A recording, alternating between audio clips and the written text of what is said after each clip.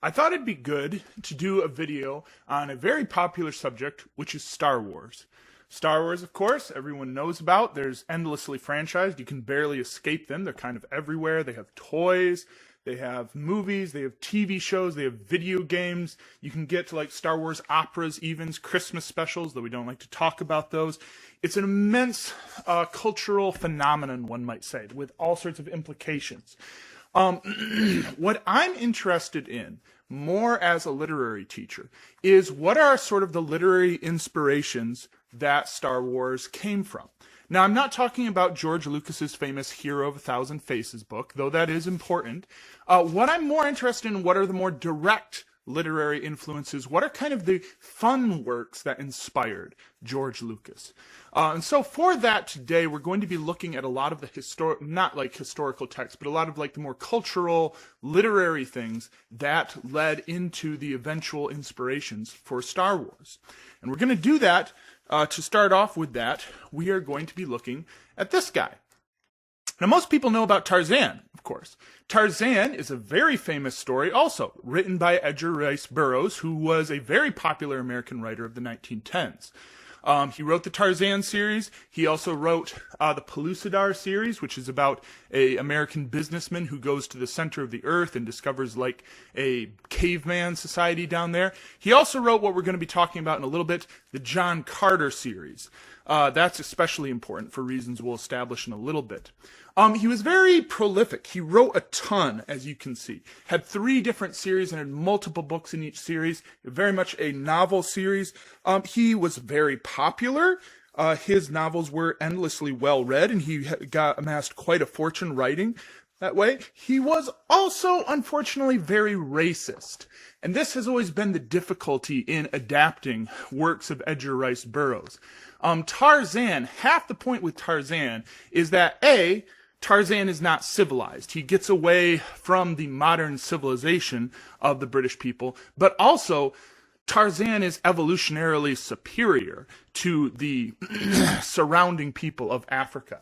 He is raised by apes, but he is superior to apes, and he is superior to all the African people there simply by virtue of being a white man.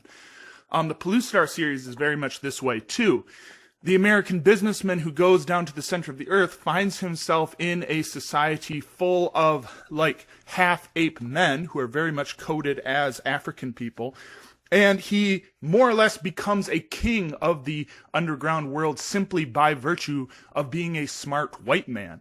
He also has to abandon civilization. He starts out being very polite to people and being very nice to a lady that he falls in love with. And what he has to learn is that in this savage society, the lady actually wants him to take her forcibly and all this other stuff. Edgar Rice Burroughs has some very problematic ideas, which were popular in the 1910s, but very unfortunate today. He also, in case you didn't quite get the idea, he actually doesn't have a whole lot of bag of tricks. He's very good at coming up with these varied worlds, but essentially both Tarzan and the Pellucidar series are kind of the same thing. A person from a civilized culture, a white man, falls into this savage world and achieves dominance simply by virtue of being an athletic, smart white man. And that's more or less what is going on in both of those stories. It's also what goes on, really, in John Carter of Mars. John Carter of Mars is the story I want to focus on today, because John Carter of Mars follows the same sort of thing as Tarzan of the Apes, in that it is, again, about a smart white man who gets sent to a savage world, in this case Mars. How he does that is a little bit odd. First of all, John Carter is a former officer in the Confederate Army. Yeah, Edgar Rice Burroughs, again, very racist. He falls asleep in a cave and wakes up on Mars. How? They never really explain it. That's not really something that's ever really clarified. It's just a thing that happens. He wakes up on Mars. On Mars, there are again these brutish green men, not very subtle. There is this savage environment, and John Carter is strong simply by virtue of how the gravity on Mars is much lesser. He can jump for enormous distances, he can out-wrestle people, and of course he's a smart white man from Earth, so he can overpower all sorts of things simply by virtue of his thinking also.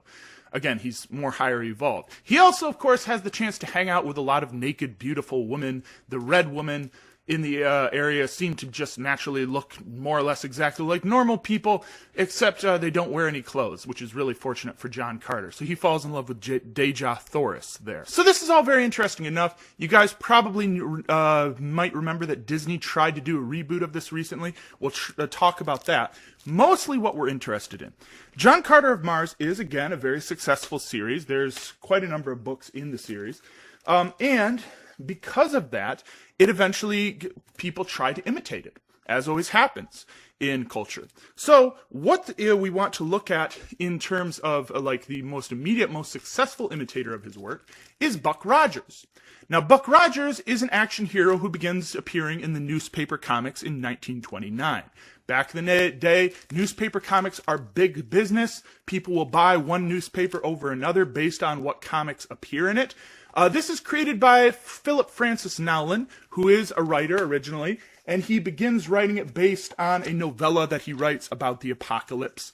And again, starts off very similar to John Carter. It is a man who gets trapped in a cave. He is exposed to strange gases, and he wakes up in the 25th century, which is, oddly enough, a very savage world, not a very modernized world. So you can see this is very much obviously trying to copy John Carter. They have these things that even allow for Buck Rogers to jump long distances, these jumping belts. So they're more or less putting a character, Buck Rogers, on Earth, saying, well, it's Earth in the future, that's why it's so weird and savage, and they have new technology. That's why he can jump, just like John Carter can. Buck Rogers, of course, falls in love with a girl in the future. This girl right here, Wilma Deering, who you may notice wears significantly more clothes than Deja Thoris would have. Of course, those of you who are familiar with other science fiction works may notice a bit of an inspiration in Buck Rogers' dilemma with the later sci-fi series Futurama, made by Matt Groening of The Simpsons. Fry is, again, a person who gets frozen cryogenically and wakes up in the year 3000, falls in love with a girl. It's a very, very similar premise. Matt Groening is very obviously copying the same concept, doing it again very well. And it's one of, say, the spin-offs that actually work. They have to fight this traitor character called Killer Kane, who is somebody in Wilma's own military unit, but is actually always trying to go against Buck Rogers because he's also in love with Wilma, even though Killer Kane has his own girlfriend, Ardala, femme fatale. And these are the biggest bad people in the Buck Rogers story. They're the constant bad pennies that keep showing up, Killer Kane and Ardala. You have these characters, the Mongols, who show up later in the narrative. And so it is still a bit racist. This is still in the 1920s. It is still a bit racist, but it's much less racist than the John Carter stories were. You have Buck Rogers working with South Americans. You have him working with Native Americans. You have him working with people from all over. Even the Mongols, really, when they get to China, they find out that the Mongols are, first of all, the smartest people in the story. They're all immortal because they've managed to eradicate all germs, all disease. This was the thing people thought, if you could just get rid of all germs, we would just live forever. And so the Mongols actually are a bit clueless. The emperor of the Mongols does not know that his viceroy has been doing all this stuff. And so actually the Mongols turn out to be a helper in the story long term. Whether, of course, that was always intended is another question. Now, what's interesting, of course, is that as the story goes on, they eventually leave Earth and they go to other planets. They go to Mars, naturally. It was originally inspired by John Carter. They go to Mars, they fight the Tiger Men of Mars. And there's all sorts of things going on there. You may notice they have these things. They have these diagrams of ships and subs. There's this real focus in Buck Rogers. And now, how does this actually work? How do the mechanics of this thing actually work? There's also a lot of franchising. You can get toys associated with Buck Rogers. You can buy ray guns. They do a radio serial. And this is, I want to draw attention to this because I feel this is the first step of what you later see Star Wars really taking a big advantage of. Star Wars is, of course, famous for really franchising itself out the wazoo, but I feel they did it because they were first following the path of the Buck Rogers series. One of the more notable aspects In Buck Rogers, one thing that happens is they develop a teleporting beam, and as part of that, Wilma accidentally, first of all, she gets fat, which everybody's like, oh no, she's fat, oh the horrors, she's so ugly. 1930s, man, just a wild time. And then she turns invisible for a short stint, which is sort of bizarre. She has all sorts of adventures while she's invisible, and she's a big help to Buck while she's invisible. I believe that had an impact on Marvel's later Invisible Girl hero that they come up with, the Fantastic Four. I think it was probably inspired by Wilma's stint as an invisible person here. Buck Rogers has all sorts of other characters, of course, aside from Wilma. There is Dr. Hewer, who is this bald guy with a crazy mustache, who is an extremely smart scientist, smart in absolutely every way. You get Barney, who is a space pirate. He starts out as a villain, and then later he becomes just kind of like a goofy sidekick, more or less. You get two kids who are helping out, just random children. There are all sorts of different side characters that come up into Buck Rogers. It's a long-running series, also, again, immensely popular, which, as we know, it begins to inspire imitators of its own. That has an implication too, and that brings us to our next text. Whoopsie. Flash Gordon, which begins in 1934 as a space adventure comic strip. This is created by Alex Raymond. Now, before, I want to just go back a little bit to Buck Rogers, because around this time, 1931, Buck Rogers starts off a plot line where Buck Rogers, Hewer, Dr. Hewer, and Wilma have to go in a spaceship to investigate Eros, the sort of floating asteroid. Eros, the asteroid, had just been discovered in 1930, so there was a lot of popular interest around it. They go to investigate the asteroid. That's a whole plot line that happens. One of the things that happens, a meteor almost crashes into it, and they need to stop the meteor. Flash Gordon starts out with an oddly similar premise. Flash Gordon starts out with a planet is about to crash into the Earth, and Flash, Dr. Zarkov, and Flash's girlfriend Dale Arden must get into a spaceship and fly out to investigate this planet that's about to crash into the Earth. Interestingly, while we're talking about Eros and the idea of Eros crashing into Earth, or planets crashing into Earth, in the very first story of the Expanse series by James S.A.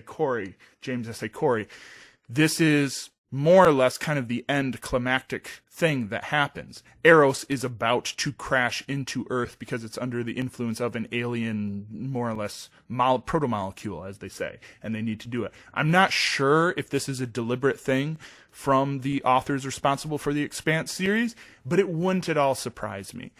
These guys were associated with the Star Wars novels back in the day. They're huge science fiction nerds. It would be absolutely on brand for them to do that as a kind of deliberate reference to Flash Gordon and the whole idea of a asteroid crashing into the Earth. So there's a similarity there also. So Flash Gordon, very obviously, again, copying Buck Rogers. That being said, Flash Gordon is in some ways almost more fantasy than true science fiction, I would say. It gets really fanciful. You get all sorts of crazy creatures here. You get all sorts of wild hijinks. You get a lot of people fighting with swords. You get strange alien creatures. Like, we had the Tiger Men of Mars in Buck Rogers. Now we have the Lion Men. And we especially get Flash's particular friend here, Prince Thune, who is a very hairy guy, extremely loyal, does all sorts of things. Now, it's worth pointing out, Flash Gordon is, again, racist. At first, the newspaper people are very much afraid of all the Chinese immigrants coming into California, and so the Emperor of Mongo, the planet that they land on, is Ming, very much a caricature, just like a Chinese stereotype. Here he is right here, and you can see, they're like brilliant yellow, they've got long Fu Manchu mustaches, just really, really racist. However, I would argue that as time goes on, the story of Flash Gordon becomes extremely inclusive. So you look actually down in this corner, you've got Flash. Flash is working alongside, first of all, Prince Thune, the Lion Man, also Prince Barin, a native inhabitant of Mongo, one of the Chinese characters. And as time goes on, he builds his cast of supporters more and more. Princess Ara, who is sort of an evil princess who is in love with him. She, Ming's daughter, in fact, she falls in love with him, but she becomes an ally as time goes on. Voltan, Prince Voltan, who you could maybe argue is sort of like a Turkish-coded character, but Prince Voltan of the Hawkmen becomes one of his allies. There's a later story where they go to the jungles and they sort of fight alongside like pygmy men, sort of almost Ewok-type creatures, as we'll see. It is still racist, but it becomes a very inclusive cast. Flash more or less creates a United Nations of Mongo to fight up against Ming. And this is, of course, as Flash Gordon goes on, you are starting to see the fears of war in Europe, and you're starting to see us tie in more with other countries to fight back against that. And so I think just as a natural result of where the war is, you get people pushing against sort of the racism. It becomes in people's best interest to start thinking of, well, who are some allies that we have? Flash Gordon, again, becomes enormously successful. And that leads to something further.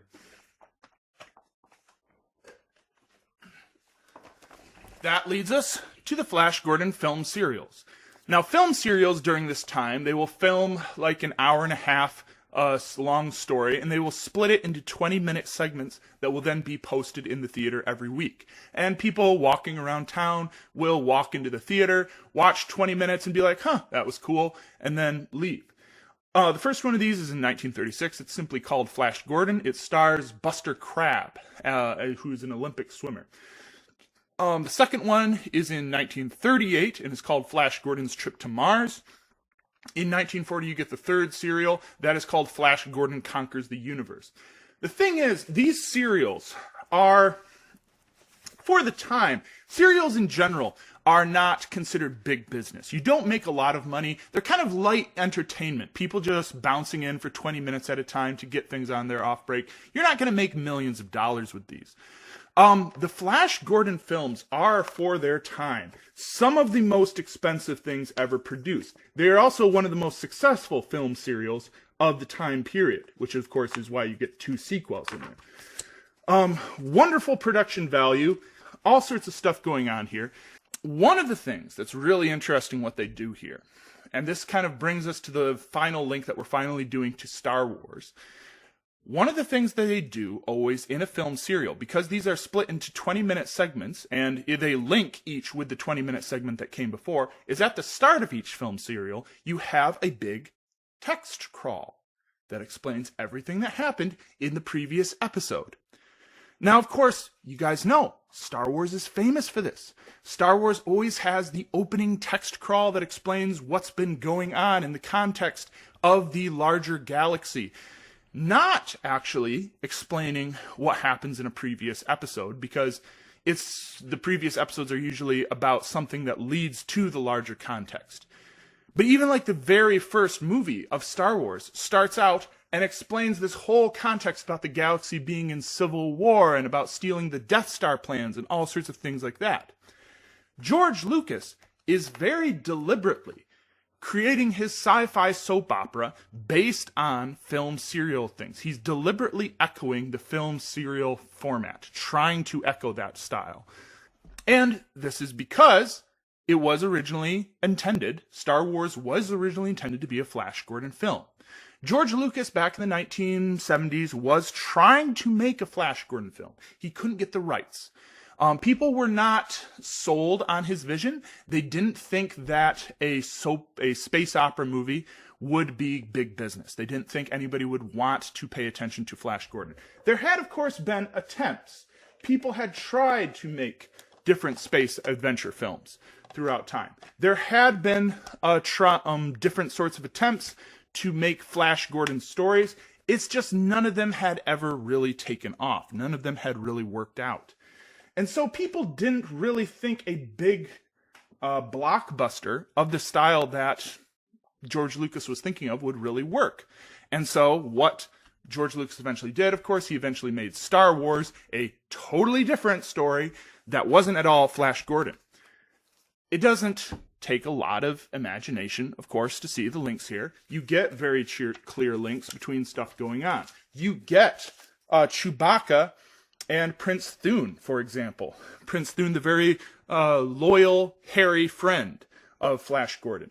You get an evil emperor of a planet that destroys other planets. You could even make a connection with Voltan, the Hawkman. Because the thing with Voltan, and this is honestly a little bit disturbing, but we're going to go with it anyway. Voltan lives in a floating city, similar to the Cloud City in The Empire Strikes Back. And one of the things that Voltan is especially notable for is he wants, when Flash and his friends come there originally, he wants to keep Dale Arden hostage in his floating city as a member of his harem. Now, you guys might remember, in The Empire Strikes Back, Lando Calrissian initially welcomes Han Solo and Princess Leia to his city, and then really only rebels against Darth Vader when it becomes clear that Darth Vader is also going to take Princess Leia away with him. You could argue when exactly Lando Calrissian makes that plan, what's the tipping point? But that does certainly seem to be one of the things. Lando wants to keep Princess Leia in the floating city with him. So there's some, that might be a bit too speculatory. Of course, George Lucas is forming his own story. There's a whole bunch of different influences. People have pointed to Yojimbo from Akira Kurosawa, World War II films. George Lucas is bringing together a whole bunch of different influences. So it's perhaps simplistic to try and just point to one. Other things, like Han Solo, seem more reminiscent of Barney the Space Pirate. Flash Gordon doesn't really have a whole lot of space pirate characters helping them out, but Buck Rogers does. Now, of course, George Lucas was born in 1944, so things like the different Flash Gordon serials that we were talking about, those would have been out 4 years before he was there. But still, as George Lucas is going up through college, studying film, getting whatever he can get his hands on, these would have been things that would have been talked about. These would have been the classic film examples that would have been around as he was growing up and studying film in his own different ways. The final thing I want to draw attention to is where this stuff then comes back. So why are we interested in this whole history? Well, Star Wars, of course, is enormously influential. Star Wars comes out just at a time when people are really getting interested in space again. The famous franchise toys of Star Wars spurs other space toys. You get, for example, Lego. Lego, up to this point, has really just kind of been about making city toys. Things like police and firefighters and houses and stuff like this. With the advent of Star Wars, in 1978, they begin to put out a space line that shows astronauts doing things, which leads eventually to all sorts of other subgenres. They begin making pirate Lego sets. They begin making castle Lego sets, all a number of other different things. And of course, Lego has fully Star Wars Lego sets that they can franchise. So it kind of comes full circle around with that. You also get these old inspirations. People try to bring back these inspirations. Flash Gordon famously makes a film in 1980. Probably people are more familiar with that film, even though it went bust, than the original comic series. Sam J. Jones is part of it. He stars Flash Gordon, who now is a football player. Max von Sydow, who is a more famous actor, stars as Ming the Merciless. Timothy Dalton, essentially James Bond, stars in it as Prince Baron. You get Brian Blessed as Voltan the Hawkman. Chaim Topol, the Fiddler on the Roof himself, stars as Dr. Zarkov. And Melody Anderson is in the role of Dale Arden. Queen does the soundtrack. There is so much production value behind this film, and it kind of fails. And you could make any sort of arguments as to why that is. But it's interesting, Star Wars, building off of Flash Gordon succeeds. Going back to the original doesn't work out. You also get Buck Rogers trying to do the same thing. Buck Rogers goes into the television in 1981, starring a character, Gil Gerard. He's no longer just a random guy who gets trapped in a cave. Now he's an astronaut who gets frozen in his spaceship when he goes out on some experimental mission and comes back to Earth in the 25th century. And it's very obvious that they are trying to not go back to the original comics. They're trying to copy Star Wars particularly. Buck Rogers, suddenly out of nowhere, has a little robot buddy who makes weird noises and carries around his neck a kind of fussy robot buddy. They basically combine C-3PO and R2-D2 into one character. They have all space adventures because now Buck Rogers is a space pilot, and so he's constantly flying to other planets doing stuff. Earth is not a savage environment in this one. It is a fully modernized world full of robots ruled by computers and things like that. So it's very much a space sci-fi adventure. And this is mildly successful. They get 2-3 seasons out of it. They also, by the way, another way that they try to copy Star Wars, Ardala is now a princess. She's an evil princess. They make constant references to her father because she's an invader from another planet. They make constant references to her father, the Emperor. And she flies around in this gigantic spaceship along with her henchman, Kane, who's this guy all dressed up in black. So they're just very obviously trying to copy Star Wars and trying to emulate the success of that. You've got Aaron Gray, of course, here as Wilma Deering, who is an action hero star. You've got Tim O'Connor as Dr. Hewer. You don't get Barney. You don't get the space pirate character, which kind of weirds me out. Honestly, you'd think if anything, they would know that Han Solo is one of the most popular characters in Star Wars. Disney tries to make a Tarzan film. That works out very well, of course. That's in 1990s, 2000s. 2010s, they get around to making a John Carter film, and that fails. Again, the difficulty with adapting Edgar Rice Burroughs is you need to kind of very carefully steer around a lot of the racism, sexism, all the different mindsets from the 1910s that really undergirded a lot of his work. It's a fantasy about it's a power fantasy about being dominant in a savage world, in a lot of ways. So it comes with a lot of problematic baggage. The John Carter film, actually, I did see that. I went out on with my girlfriend at the time and went on a date with that. And it was not a bad film, really. I think they did a good job of modernizing John Carter, smoothing over a lot of the more objectionable stuff. I think it was just very hard to advertise John Carter. And John Carter is no longer very well known. People are not familiar with it. I probably would not know John Carter if it weren't for an appearance in the comic of the League of Extraordinary Gentlemen. John Carter makes an appearance in there on Mars. That's a whole thing with that. Fascinating comic, also problematic in its own way, but that's a whole separate discussion. So it's interesting to see. From all of these different popular stories, build and build and build until we get to the very successful Star Wars. And there's a lot of discussion, of course, about why has Star Wars been this global phenomenon that is now all over the world. People know what Star Wars is. And the mindset of Star Wars, you could say, influences how people think and how people approach life in many different ways. Why did Star Wars achieve this truly enormous level of popularity when all these other older stories, which originally inspired it, have been forgotten and left to time?